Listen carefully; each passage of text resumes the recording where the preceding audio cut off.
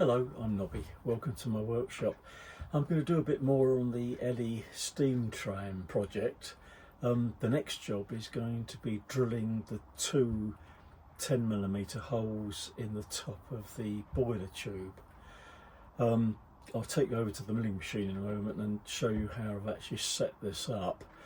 When I drilled the hole in the boiler end cap, the 10mm hole here, I did have some problems, and I got various comments and suggestions on what I should be doing. Should have put perhaps some paper between the bottom of the end cap and the finger plate to stop it from spinning, and have at least two clamps holding it down so it couldn't move.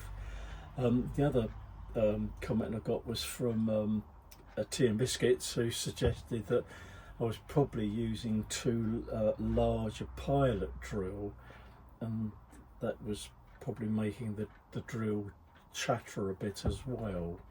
So I hope I'm going to sort of correct all of these issues in drilling into the boiler itself. I think that was probably right, but I think another problem also is that I'll show you on the milling machine.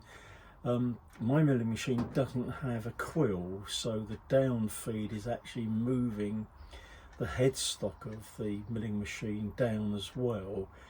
And I think that doing this by hand on this particular material is just too harsh a movement. So what I'm going to do this time is use the fine feed. So I'm bringing the drill down very, very slowly into the work. So I hope this will cause less chatter. You probably will notice that this is a very noisy operation anyway, because you're drilling it into the tube, fairly thin material, and obviously there's a lot of I suppose residual noise involved in this as well. But you'll see this in the operation that we're going to carry out next. So bear with me, and I'll move the camera over to the milling machine, and let's see how we get on with it. Bear with me. Right, we're at the milling machine, and as I mentioned, one of the problems with this milling machine is it's basically a mini mill. You haven't got a quill here. So to raise whatever tooling you've got in here, you use this hand wheel here to raise the whole head of the mill up and down. The other option is if you engage the hand wheel, you've got a fine feed, so you can bring the headstock of the mill down with this very, very slowly. And this is when I'm milling it, doing sort of milling operations. This is how I make the small adjustments to the height of the cutter, and you've got a sort of calibrated dial in here as well. And to help me a bit, I made up this little handle here just to give me something with a bit more grip to raise that up and down. There's a lot more pressure obviously going down because of the spring on the head of the mill, so obviously it doesn't sort of come crashing down. Obviously raising it up is, you can see, a lot easier to raise that up. So what I'm going to do is get this set into sort of the drills in roughly the right position on here, and then I'll use the fine feed to make the drilling action. So that's going to be a very, very fine downward movement, and I hope that won't cause too much chatter or any chatter at all. I'll just tip the camera down a bit further so you can actually see what's going on here now. Right, you'll notice that there's already one hole in here already. I have drilled one already, just, you know, as a test for myself, just to make sure everything's going to work okay.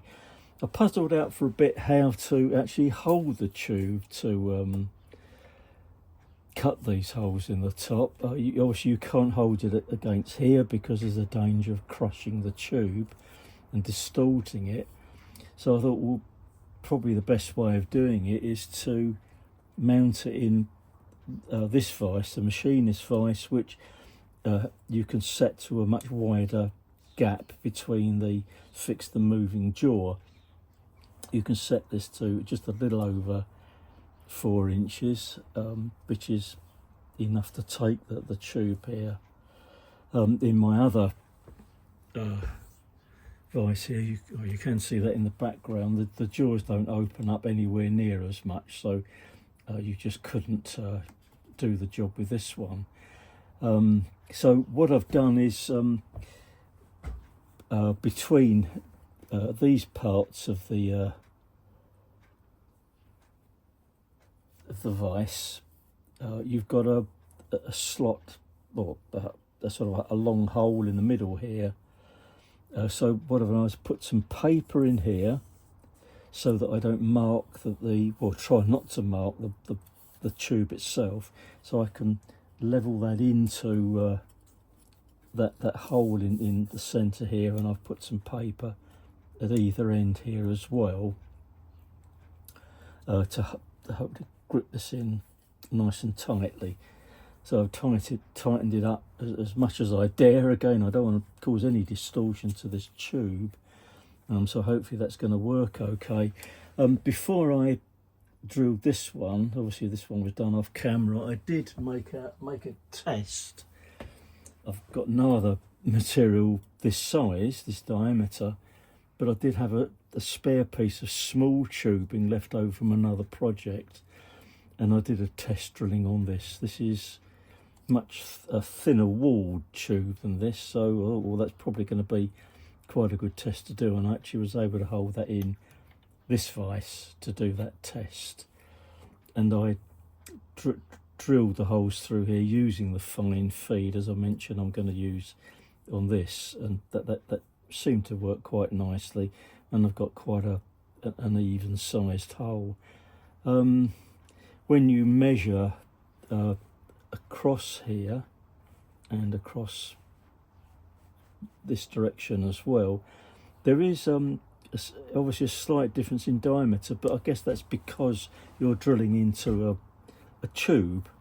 If you were drilling into a flat piece of material, the hole, I guess, should be perfectly round, but I guess because you're drilling into something which isn't flat to start with, you're going to get slight variations in diameter, which I don't think will matter too much. The discrepancy is very, very small. It's in thousandths, so that when the other parts are dropped into here to be silver soldered in, that will sort of take up the difference, and I'll make it a nice sliding fit. What else to tell you? To set up the distances in here, for the first hole was 15 millimeters from the end, and another 35 millimeters to this position here, which is actually halfway along the top of the tube itself. Now, to find the centre in X, I use my electronic edge finder sort of against the edges of the tube to find the exact centre. I also carried out some tests as well to make sure that was exactly in the centre, as a sort of a sanity check basically. And what I did was used a simple method, just on these mounts here which hold the vise in position. You've obviously got machined tops to them, so I put one ruler on here, pushed it up against the tube, and it simply measured across to make sure that this pointer was exactly in the centre, and did the same on the other side. Just basically to confirm that I'd got this pointer exactly in the centre of the tube in the X movement, and that was fine. I do trust the edge finder anyway, but it's always just as well, because the thing is that what I found when you in fact when you bring this pointer down, see I've already got that set for the correct position in Y, and you look along the tube, because I've made these marks here which aren't in the centre to show the positions. You look down it and it's like an optical illusion. You can't really see whether you're actually in the centre or not, but I was. So anyway, that I've got that set for the right position now, so I can remove this pointer and put a spot drill in, and we'll make a little spot mark here, and then we'll go in with a much smaller drill this time, and then the 10mm drill. So I tried to sort of do all the calculations to make sure I'd got the right diameter drill in relation to the size of the 10mm drill. So I'll get that set up and we'll drill that hole out. But we'll replace the pointer with the spot drill, and I can bring that down a bit until I can lock the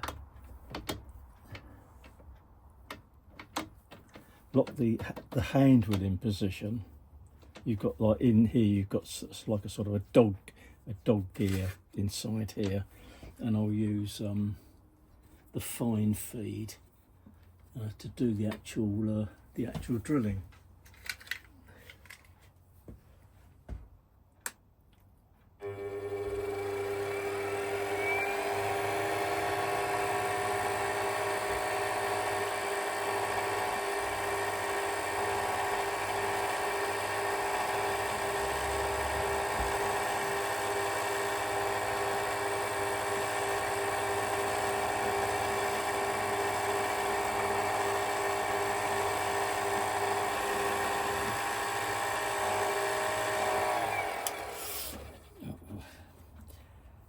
Raise that up. Actually, if I disengage that, I can raise that up enough to get the smaller drill in there.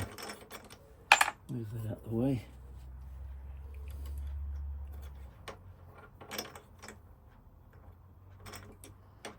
Oh, the other thing to mention, which I think I mentioned in the last of these videos, that on this drill I've used a stone to stone off the cutting edge here a bit, which hopefully helps the drill not to sort of grab on, or the material to grab onto the drill. And I've done the same with the pilot drill as well. And as I mentioned, what I'm doing now is putting some yellow paint on the drill, so I know which ones have been ground off now. And obviously I can keep these drills separate from all the other drills I've got, so I know that those are the ones that I can use, well, I suppose mainly for brass. So bring that down again and locate the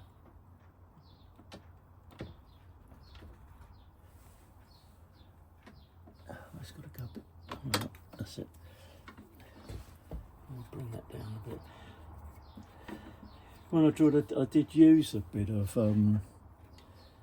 tiny bit of cutting, or whether this helps or is necessary, I don't really know, because I know with brass it's not necessary to use cutting fluid while you're doing this, but it can't do any harm, I guess. So, right, let's go with this one.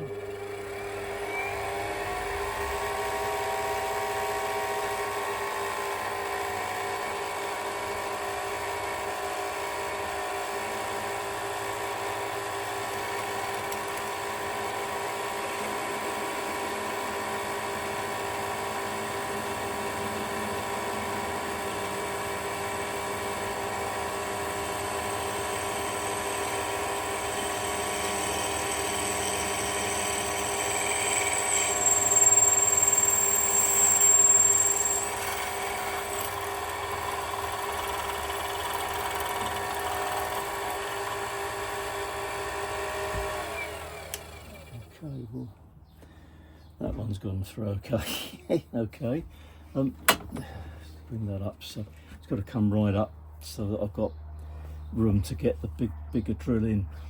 Also, another problem that I have with this milling machine, one is that there's no quill.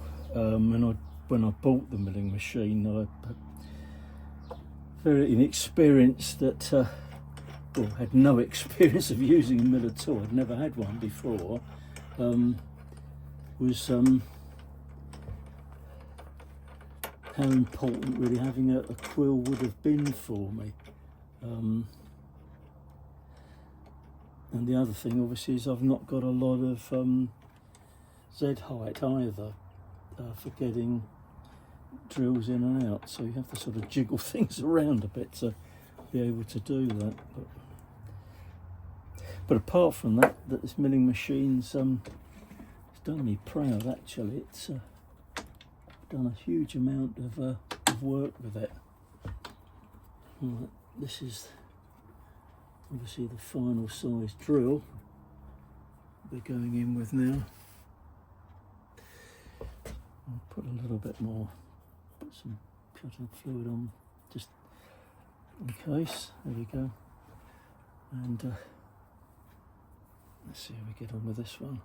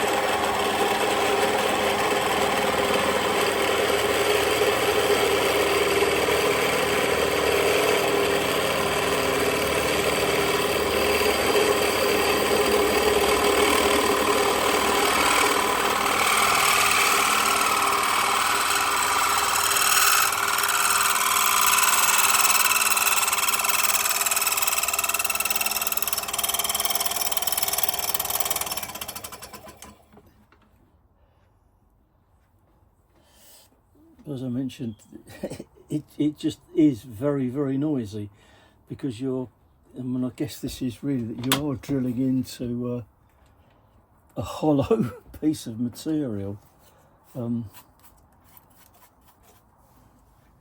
So I'm glad that's over.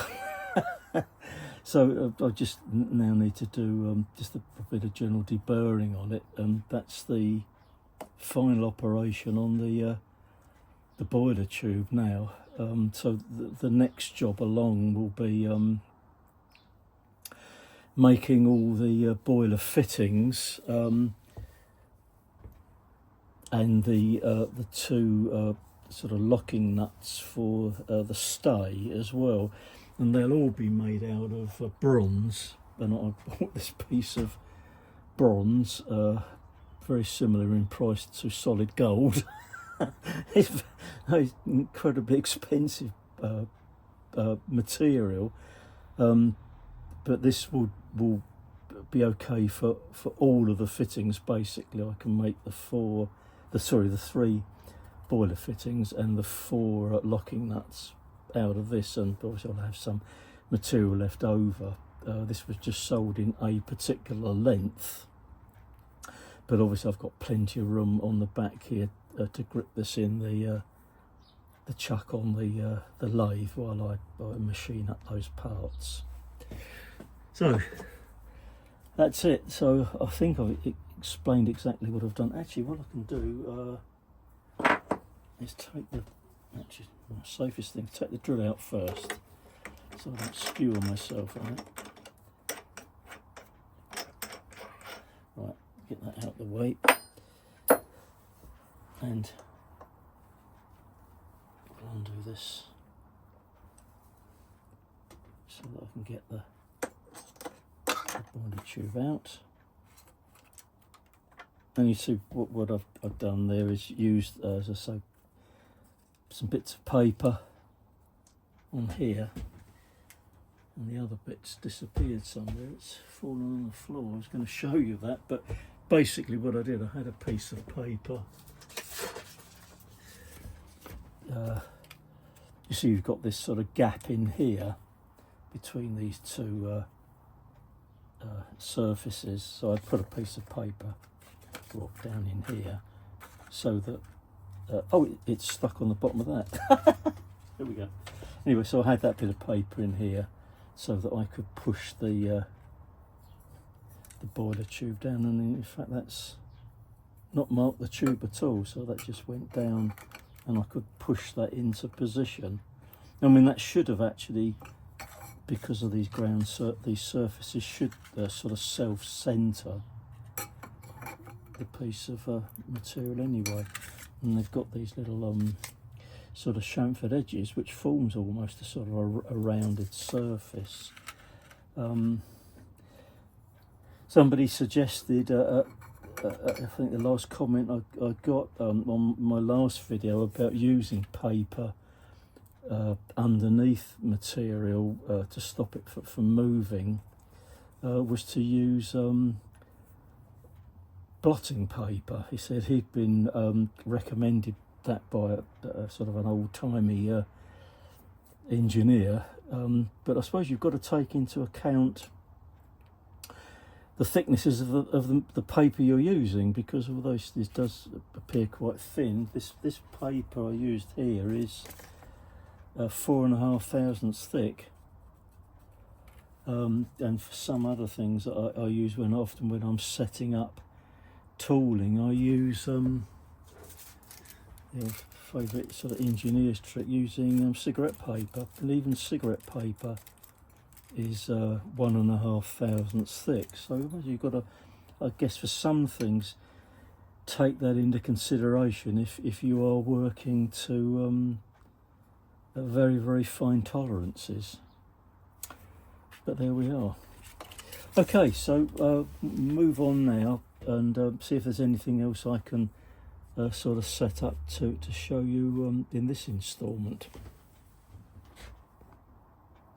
Right, well that's the boiler part finished. It only needed basically the two holes cutting in here.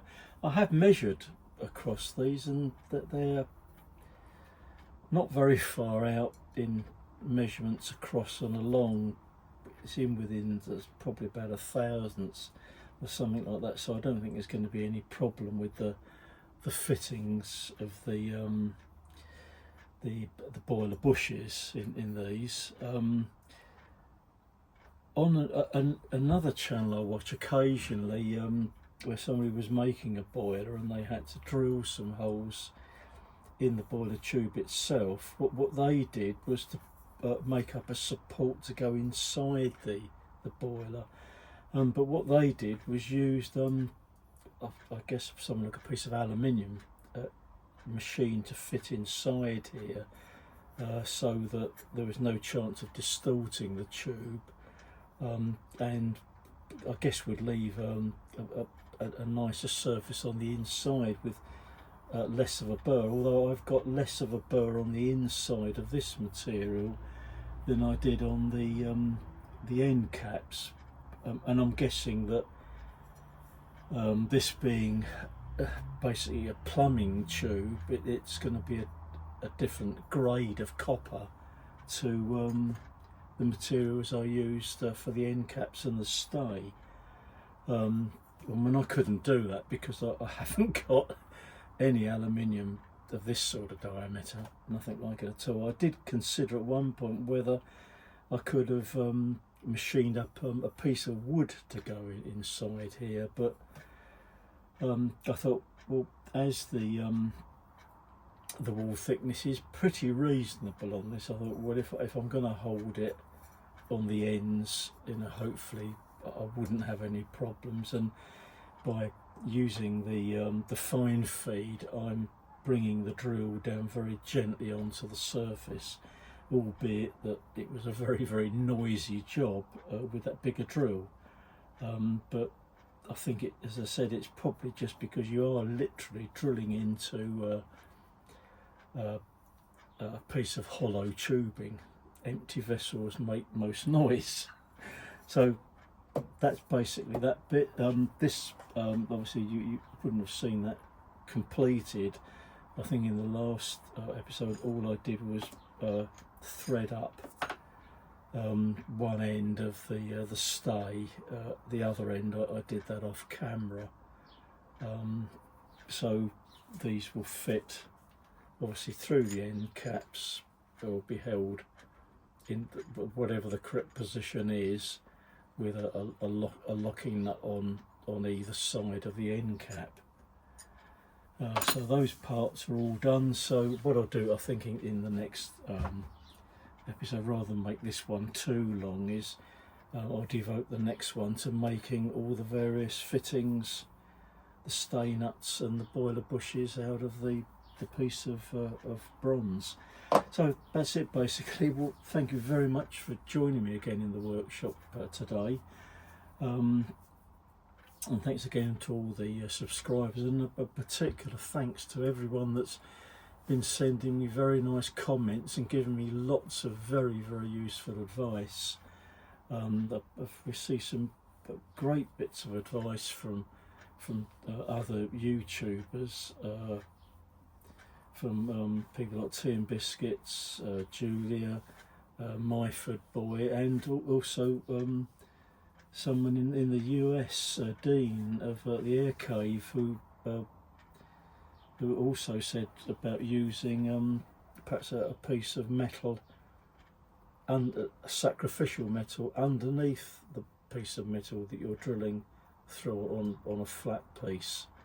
Again, you know, obviously a very good idea. I mean, I know I have done that on certain jobs before. So all sorts of hints and tips to use in the future. So thanks again to all of those people that have watched my video. So if you've got any more comments or anything that on this one as well, you know, do let me know. Any other advice you've got for me would be greatly appreciated. So if you've not subscribed to my channel, I hope you will do. My subscriber numbers are creeping up, but very slowly. As I mentioned, if you'd like one of my workshop stickers or to do a sticker exchange, just let me know. My email details are in the description there, so just drop me a message and I'll sort that out. So thanks again, and I'll see you very soon. Bye bye for now.